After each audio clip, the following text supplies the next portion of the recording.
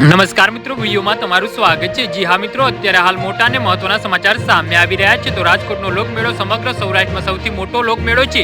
5 દિવસના આ મેળામાં અંદાજે 10 લાખ લોકો તેનો લાવો લેવા માટે પહોંચતા હોય છે। રાજકોટના લોકમેળાનું મુખ્ય આકર્ષણ તેની અહીંથી રાઇડ્સ હોય છે, પરંતુ આ વખતે રાજકોટના લોકમેળાનું મુખ્ય આકર્ષણ જોવા નહીં મળે એવું બની શકે છે, કારણ કે ટીઆરપી ગેમ ઝોન અગ્નિકાંડ બાદ રાજકોટ કલેક્ટર અને જન્માષ્ટમીના મેળામાં તકેદારી રાખી રહ્યા છે। જી હા મિત્રો, અત્યારે હાલ મોટા સમાચાર સામે આવી રહ્યા છે। એવામાં આજે યાંત્રિક રાઇડ ધારકો અને જિલ્લા કલેક્ટર વચ્ચે એસઓપીમાં બદલાવ કરવાને લઈ બેઠક થઈ હતી, જે સંપૂર્ણ નિષ્ફળ રહી હતી। રાજકોટના લોકમેળાના યાંત્રિક રાઇડ ધારકો અને કલેક્ટરની એસઓપીથી નારાજ છે। જી હા મિત્રો, અત્યારે હાલ મોટા સમાચાર સામે આવી રહ્યા છે।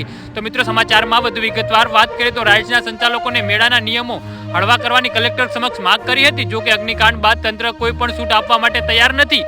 હાલ મેળાની યાંત્રિક રાઇડને લઈ મામલો ગૂંચવાયેલો છે। રાઇડ ધારકોને જણાવ્યું કે મેળાને લઈ જે નિયમો બનાવાયા છે તેમાં કેટલાક નિયમો એવા છે કે કાયમી રાઇડ રાખવાની હોય તો તેના માટે પણ જરૂરી હોય છે। જી હા મિત્રો, તો આના વિશે તમારું શું કહેવું છે તો નીચે મારી કોમેન્ટ બોક્સમાં જરૂરથી જણાવજો, અને મારી યુટ્યુબ ચેનલને સબસ્ક્રાઇબ કરવાનું ભૂલતા નહીં। વિડીયો પૂરો જોવા બદલ તમારો ખૂબ ખૂબ આભાર।